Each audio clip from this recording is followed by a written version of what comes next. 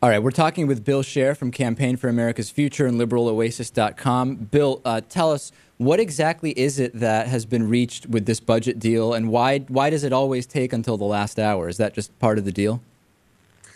Well, I think in this particular case, there was genuine uncertainty whether they would get a deal or not.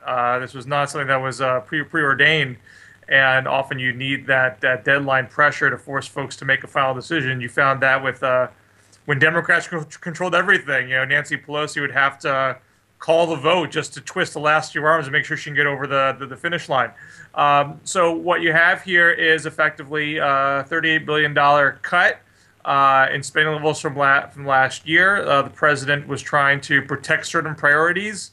I wouldn't say he did so flawlessly, but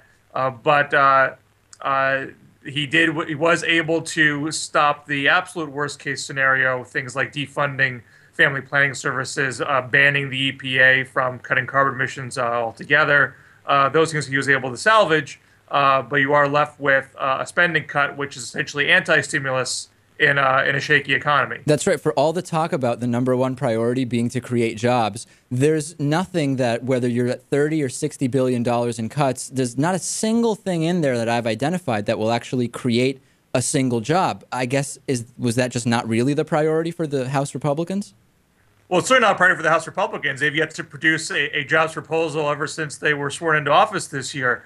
They ran on a "Where are the jobs" platform and have done nothing about it.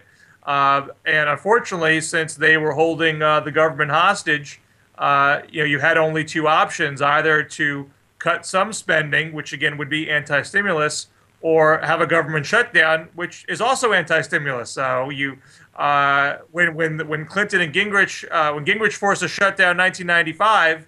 The GDP lost a full point until the government reopened. And in the 90s, at least, you had a resilient economy. They handled the blow and they picked up the slack in the subsequent quarter. Certainly an open question whether this current economy could handle a 1-point GDP loss. It could have sparked a double-dip recession. I think I think it's not even that much of an if. I think it absolutely would not be able to handle it. What's the most concerning individual cut that you're finding in this? I guess it's $38.5 billion. I think the biggest problem there is the cuts in public works projects. I think infrastructure is taking a hit in this, and with jobs the major issue, that certainly does not help. It could be rectified if we passed President Obama's 2012 budget, right, and not the House Republican 2012 budget, because the president's infrastructure investments there were estimated to create over 15 million jobs by the construction industry, whereas the House Republican budget is estimated to be a loss of, I believe, 2 million jobs, according to I think it's the Economic Policy Institute that made that estimate. So there's no serious independent economist that has said the House Republican budget for 2012 will create any jobs. In fact, they farmed out the analysis to the Right Wing Heritage Foundation to make an assertion it would create jobs, but that has not been echoed by any independent objective economist. No, yeah, and you can find plenty of not serious economists that will back all sorts of ideas. But you're right. If we look at the serious ones, then we don't. You mentioned 2012. In addition to calling for higher taxes for those earning $250,000 a year, again, I'm reading that in the Wall Street Journal that Obama has his sights on changing parts of the tax code he thinks benefit the wealthy. When Obama, I think, caved on $250,000 a year Bush top-tier tax cuts, I said there is no political advantage to this because it's not like it's just going to go away for 2012. It'll be the same argument over again. We're already starting to see it. Are we not going to just have the exact same debate and same criticisms of Obama if he retakes this now?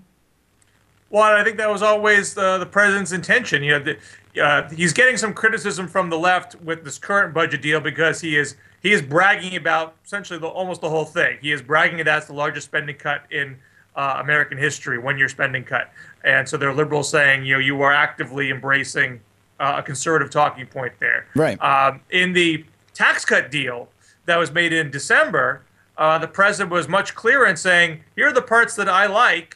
Here are the parts that I don't like. I don't think it's a good thing that we extended the tax cuts for the wealthy. I only did it to protect the middle class from having a tax increase. And I am telling you right here, right now, as he put into his February 2012 budget and was reiterated over the weekend, he is going to put on his long-term budget plans an end to those tax cuts. He is saying, I am not going to back off of this debate, even though I subjected to a compromise on this earlier. But the thing, Bill, is he also said when he was running that the tax cuts for the rich end, and so he already made that claim, and then he negotiated. What is to say he's not just going to compromise again?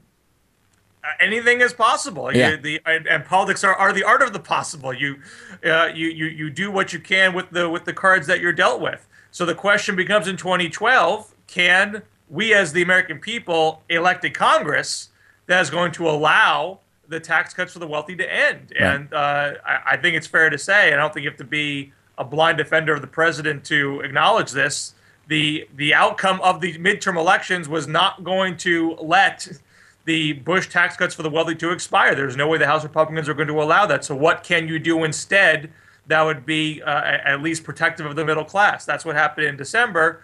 Now we can bring this debate again to the public within a larger context of what's good for jobs, what's good for our long-term fiscal prospects, what mix of tax policies and investments and cuts make the most sense for our long-term economic prosperity. And the president's going to say, look, there are things I'm willing to cut, but I'm not willing, again, to extend these tax cuts for the wealthy because they don't make any fiscal sense. I really hope you're right. I just said you're just a natural optimist, I know, and I'm a natural pessimist. I don't think I'm optimistic there. I mean, the president is going to do that. My thing is, let's just hope we don't have yet again, in the interest of protecting the middle class tax cut or whatever else we can throw in there as the reason for why these get extended once again. I think it's too far. It's too early to say whether we might end up in that same place. Right. All I can say as a certainty is the president's going to make the argument. He's staked too much on it to back off before the re-election campaign. I agree. Bill Scher, Campaign for America's Future, liberaloasis.com. Sorry for the late start, and thanks for doing this again. Always happy to talk to you. All right, see you soon, Bill.